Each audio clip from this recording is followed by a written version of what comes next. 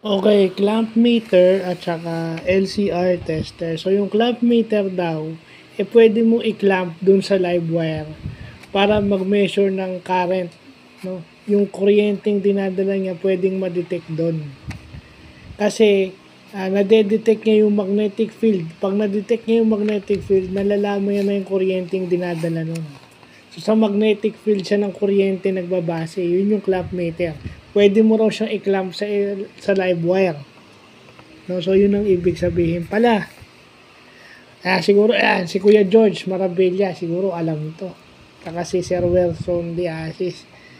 No? Tsaka, itong LCR tester, yun yung measure ng inductance, capacitance at resistance ng isang electronic component. So, yung LCR, yun, inductance, capacitance, at saka resistance. So, yun yung LCR tester. Yun ang mini-measure niya. Okay? Yun lang yun. And then, itong katapos ng LCR, itong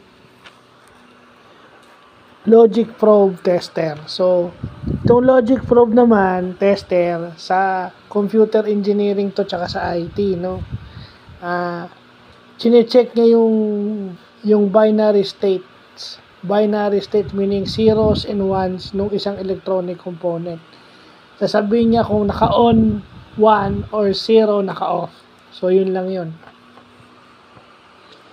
Yung logic analyzer, yun yung nagde-detect ng digital signals for protocol information. So, ibig sabihin, may marami tayong protocol sa isang computer network o sa isang electronic component.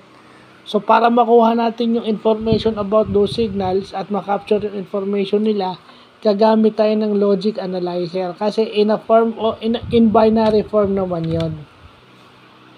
Okay, yun yung mga natututunan natin. Ang dami.